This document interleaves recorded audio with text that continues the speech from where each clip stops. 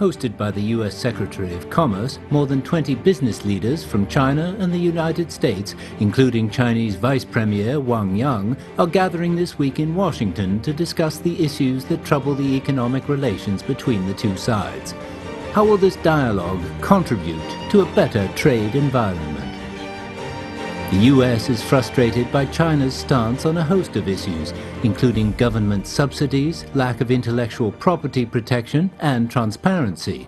And the U.S. has raised the anti-dumping tariff on Chinese steel to 75%. Meanwhile, China is looking forward to the U.S. lifting the restrictions on high-tech exports. How can they find new solutions for these old problems? The talks started with the U.S. calling for a trade relationship which is more fair, equitable, and reciprocal. What makes the U.S. unsatisfied, and how can the world's two biggest economies work out their differences? The first 100-day plan proposed during the Mar-a-Lago summit, which granted U.S. firms wider access to the Chinese market, is reaching its conclusion. Has it worked as expected? And how will the two sides re-examine this plan made by Presidents Xi and Trump? China and the United States are talking about how to improve relations, along with the three other major mechanisms of dialogue, which focus on diplomacy and strategy, law enforcement and cybersecurity, social and cultural exchange. The comprehensive economic dialogue has now brought together business leaders from China and the United States to directly face important issues of trade and economic relations between the two economies. What are the major issues holding back improved cooperation under the America First president? Will the talks manage to upgrade the current level of trade and cooperation? And what are the new challenges facing China-U.S. ties? To discuss these issues and more, I'm happy to be joined in the Beijing studio by He Wei-wen, Senior Fellow of the Chongyang Institute for Financial Studies at Renmin University, Charles Liu, founder of How Capital, and Jack Prokowski, founder and CEO of Green4U Technologies. We shall also speak to Robert Cab, Director of the Economist Corporate Network via satellite. That's our topic. This is Dialogue. I'm Yang Ray.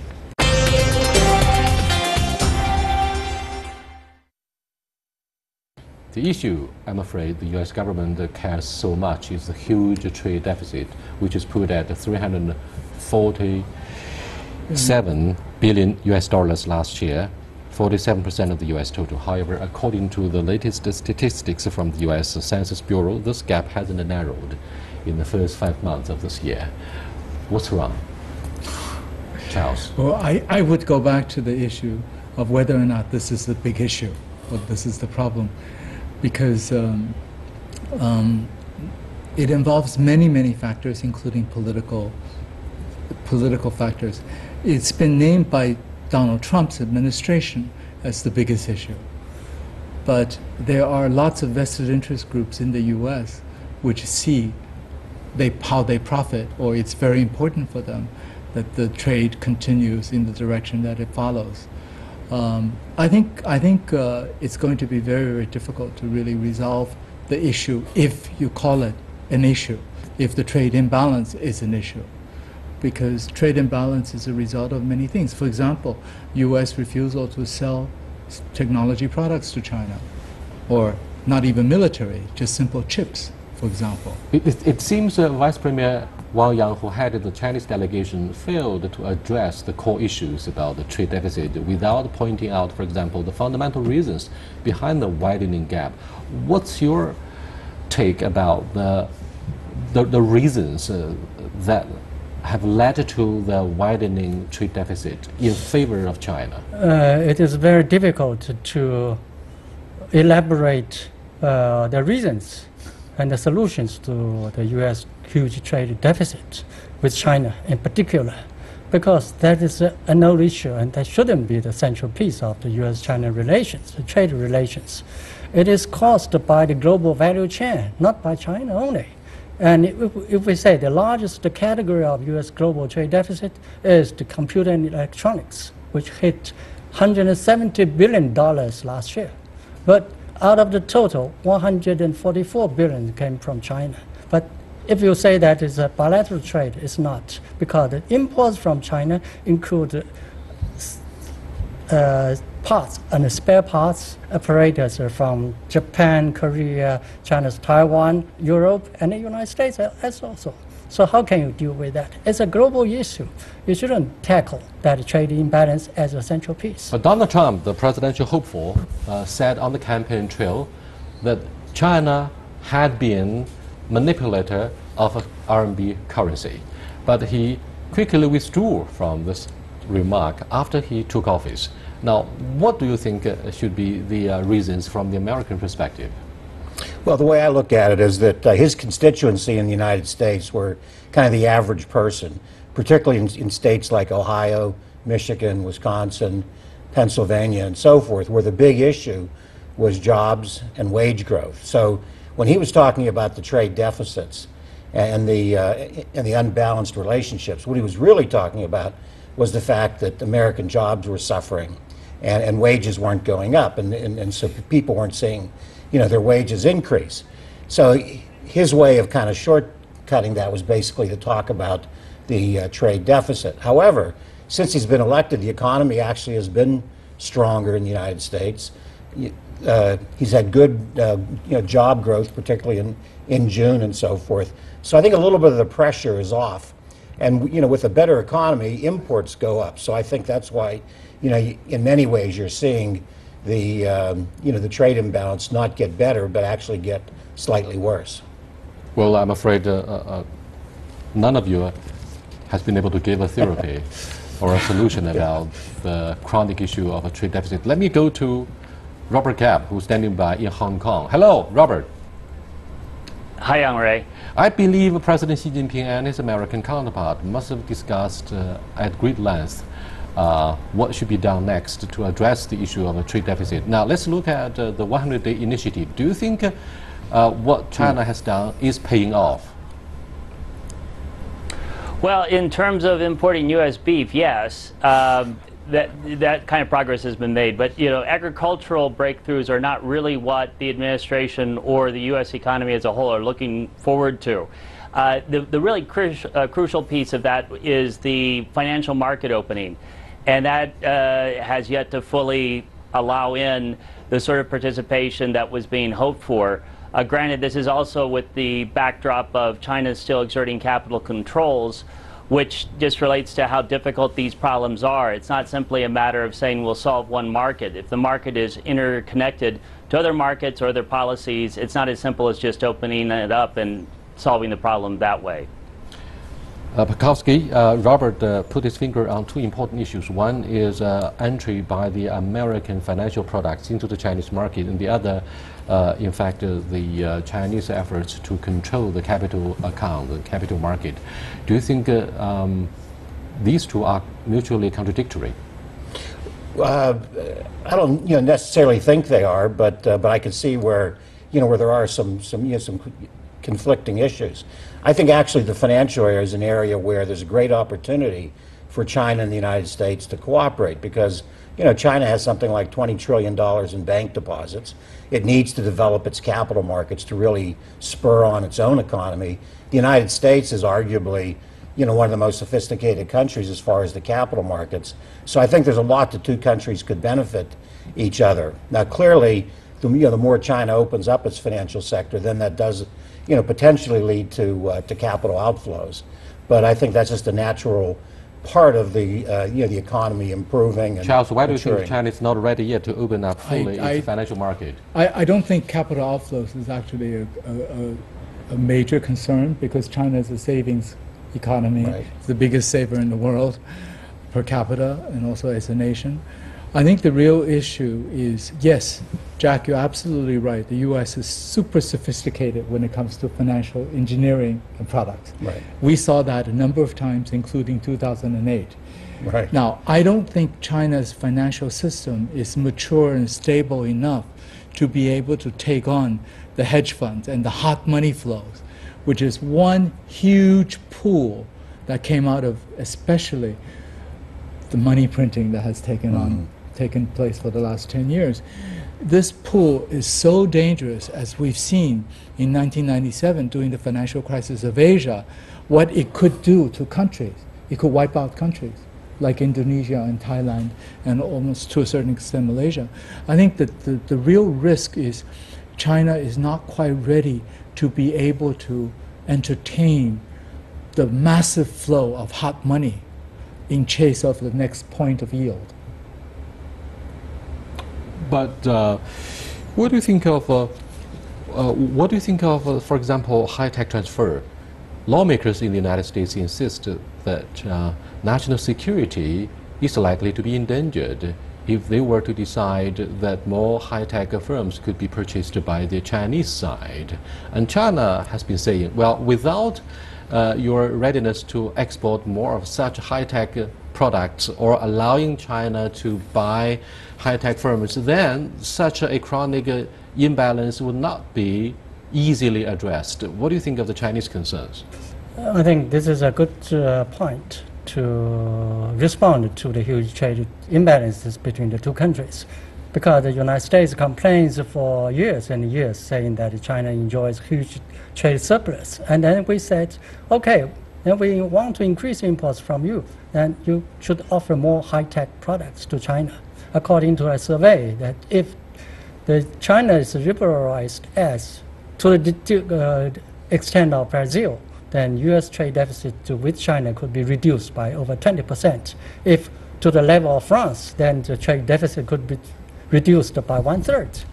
That is correct theoretically, but in fact, it's extremely difficult to say that United States liberalize or just loosen the control of high-tech products into China, because that's a political, strategic security issue, not a trade issue. Robert, what do you think of the American concern on national security? Do you think this has actually set up the barrier barring more of such high-tech exports from being sent to China? Well, I'd actually argue that the U.S. has a great interest in exporting high-tech in the form of Facebook, Twitter, Google. They would love to be able to serve the China market. I think in regards to what Wei Wen there was saying, he raises an important point that there is a strategic dimension to this for both sides, right? For a strategic reason, China does not want Facebook, Twitter, and Google. And for a strategic reason, the U.S. does not want to export, say, defense technology. So that's where that is being hung up on. But I think there needs to be an understanding of common ground of different types of high-tech and what should be acceptable high-tech. There's a lot of high-tech that actually could be exported from the U.S. if China would let it in. And, you know, the U.S., China on its side also has a legitimate point about saying, well, then we should also get more access to U.S. technology products. I think there could be compromises on both sides. Yet another major reason cited by U.S. lawmakers is the state subsidies for the Chinese company. Do you think this is a dilemma, actually, for the Chinese side? We will necessarily cancel subsidies of whatever forms. Robert? Well, yeah, that's an interesting point. Subsidies has long been argued as a form of unfair trade advantage. You know, the Europeans have actually argued it against the U.S. in the form of Boeing getting all sorts of defense contracts, which in effect are like subsidies. Of course, Airbus is famously known for having a lot of state support, so Boeing, on the other hand, argues against its unfair advantage. But subsidies do offer a distortion of the market. So I think if China were to look at subsidies, especially for overcapacity industries, so although steel is an area that President Trump argues against, and although it's not the major form of imports in that category from China to the U.S., that is, there are other steel importers that are more problematic for the U.S. trade imbalance there. Nevertheless, it's overcapacity industries like steel and so forth that if China were to reduce subsidies, it could alleviate the trade imbalance and certainly take away an argument against China's trade practices. Yes, China does come under fire on charges of dumping overcapacity of steel products, not only to the United States, but also to the European Union. You are watching Dialogue with Charles Liu, Wei Wen, Jack Pekowski, and Robert Kapp. We are involved in a small dialogue on the comprehensive economic dialogue between the two major economies, the U.S. and China. We should be back in a short while. Stay with us, please. Welcome back. Do you think in the near future we're going to have a trade war? I think what the the Donald Trump administration is facing is really a domestic issue. It's really people like Wilbur Ross, people like Steve Mnuchin, like Gary Cohn are very sophisticated globalists, and they've been investing worldwide. And I think they realize, as Jack had talked about before, it's a global supply chain issue. It's highest efficiency. It's the highest investment return. That's much more important than what the public, the average public, may perceive. I don't think a trade war would really happen because in every single sector, for example, we talked about steel. Who gets hit first? Germany. Second, Japan. Then South Korea. China is actually way down on the list in terms of amount of export to the United States. I think they're just seeking some language or something that can placate the Republican base of Donald Trump more than actually launching something. Because, for example, you do something on steel, or what about your agricultural products? Who is it? It is the Agricultural Association who's lobbying the Congress now, saying, please don't do anything on steel. Do you think we are a victim of the punitive tariffs by the Trump administration? Because they have obviously increased their import duty against the Chinese steel products. Therefore, we have seen a sharp decline in our exports. Actually, it's not done by Trump administration, but by Obama administration. The Obama administration. Yeah, we remember that starting from the Obama administration. Even before that, because we are constant target. I mean, steel exports to the U.S. For instance, the year before last, Obama administration imposed 522% tariffs on China's steel import, cold-rolled steel sheets. That's countervailing and anti-dumping duties combined. That's terrible. So I don't think that Donald Trump will impose even higher tariffs on Chinese steel. Jack, because China's steel is not a big steel exporter to the U.S. It ranks only 11th. What should be the Chinese response, Jack, to the anti-dumping and anti-subsidy investigations by the Americans? Well, as the professors pointed out, these have been in place now for well over a year. These anti-dumping tariffs on steel and so forth, and I think China's exports of steel to the United States was only about $2 billion last year. So it was one of the smallest countries as far as being a market, for China. So I frankly don't understand the complete focus on steel from the American point of view, because it's really, there's really not that much steel coming into the U.S. at this point, and the long-term fix is to try to shut down excess capacity, but that's not something that gets done overnight. Robert, can I have your points of view on the U.S. refusal to give China the long-awaited market economic status? And from the Chinese perspective, this has a lot to do with your anti-dumping measures. Well, I'd first point out it's not just the U.S., it's also the EU. So China has a lot to protest that, with both sides that constitute Western interests, say, here. But yeah, I mean, this is something where there's a lot of reason for China to say, look, we're a much more mature economy, we're more integrated with the global system, we shouldn't be treated any less than other leading economies on the global stage, especially since it's now the second largest economic entity on the planet. That's all legitimate, but at the same time, I think along the lines of what we've been discussing, China is a long way from being fully integrated and having open markets, and that's the real issue for the U.S. and the EU, and I think that isn't likely to go away until there's more progress with China opening itself to access by U.S. and European interests. Thank you so much, Robert. Earlier, we discussed the issue of China's cultural and agricultural markets.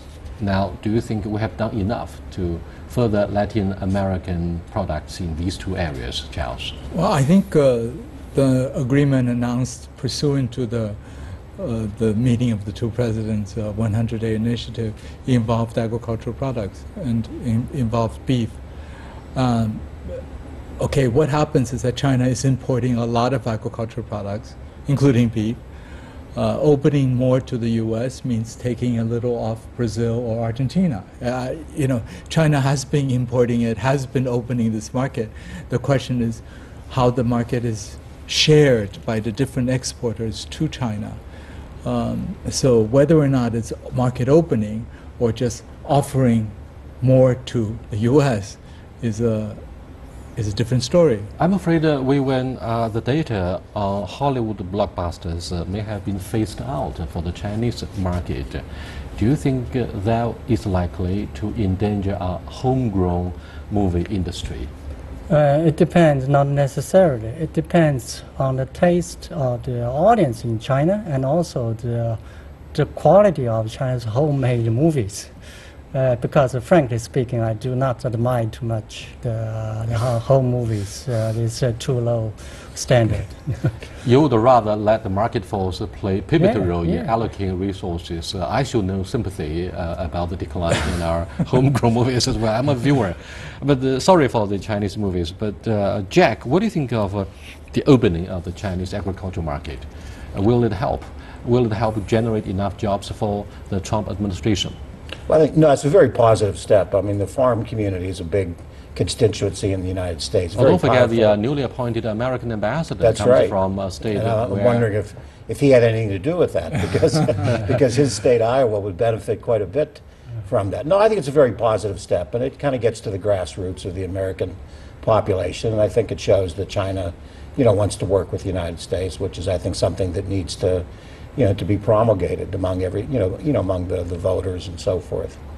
I'm afraid multiple challenges coming out of the trade deficit actually are based on the long-term issue of mistrust.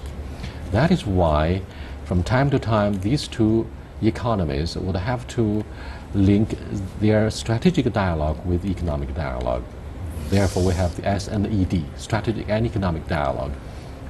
With the lingering legacy of the Cold War, the biggest issue between the two sides, I'm afraid, is mistrust. And therefore, the United States refuses to export high-tech products, and China is accused of undertaking cyber espionage in the industrial area. I mean, what do you think of this this kind of structural challenges? Yes, I think the strategic mistrust or distrust is a central issue between the two countries for many years already, and it's likely to continue. So that means both our governments should work hard on that.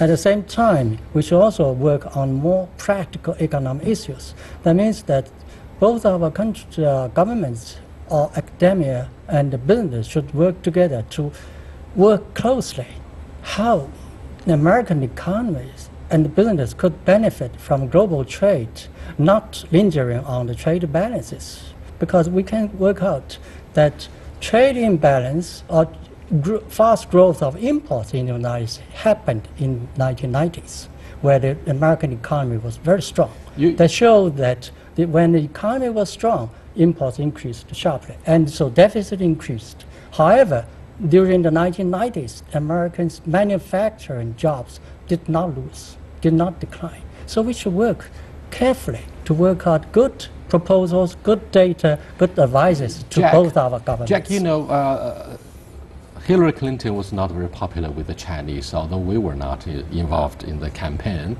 for one reason.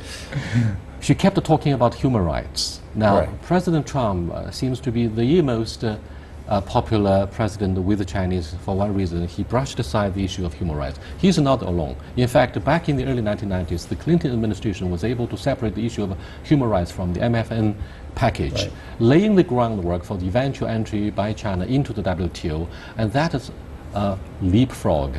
That is a remarkable progress. This time around, when we look at the mutual trust or mistrust between the two sides, do you think ideologically we have been on loggerheads, and that has prevented the two sides from getting close enough to narrow down the trade deficit? No, I think there is a level of mistrust that, frankly, there haven't been enough discussions between the two. I mean, real discussions, not the occasional meeting.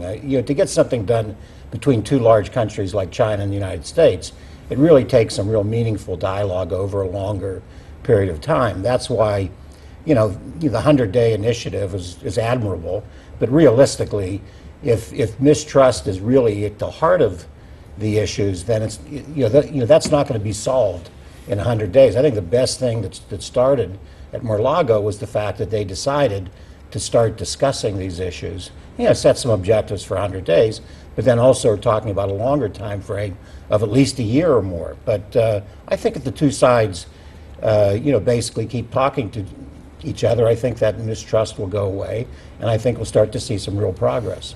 Are you optimistic, Weiwen and Charles, that progress will be made 1 year from now, since we have moved our focus from the 100-day initiative to the 1-year plan? What will be the issues of greater urgency on the agenda of the 1-year plan? I'm actually, I would love to be as optimistic as Jack, but I'm actually not quite that optimistic, because we have to look at this in a historical context. What we had in the 1960s and 70s into the 80s was a bipolar world, where it was clearly defined which camp you were or are in, and which camp was doing what. After the collapse of the Soviet Union, you became a unipolar world, namely the United States dominated everything. We're moving from a unipolar world to a multipolar world. So the conflicting interest between the United States and China, maybe bring Russia into this, maybe some others as well, is based on very concrete differences of interest. So those are things which have to be addressed, and those are things, fundamental differences of interest are things which cannot be addressed by just talk alone. It means that I think each side has to accept the changed circumstances, not only of each other, but also the world as a whole. But I'm afraid we have underestimated the political will of parties across the aisle in the DC, that they're going to turn to more severe punitive tariffs and measures, so that a trade war will look inevitable. I'm afraid this is the pretty pessimistic forecast about what's going to happen between the two economies. I'd like to have your thoughts in conclusion about what we have covered today. I don't think an overall trade war will happen. It will not happen. However, there will be no winner. No winner, and because of interdependence of the two economies. And also, at the same time, we should be cautious. We should work hard, because frictions will happen. Will again happen again and again in specific products, categories, or problems. So both our governments and the business, academia should work closely to manage the differences and work to seek any grounds that we can benefit both. Thank you so much. Yes, indeed, by the end of the day, we have to look at the issue of crisis management, or to construct more of such good mechanisms in addressing disputes between the two economies, such as China might be held hostage by the issue of the DPRK denuclearization or the One China principle. Until next time, goodbye.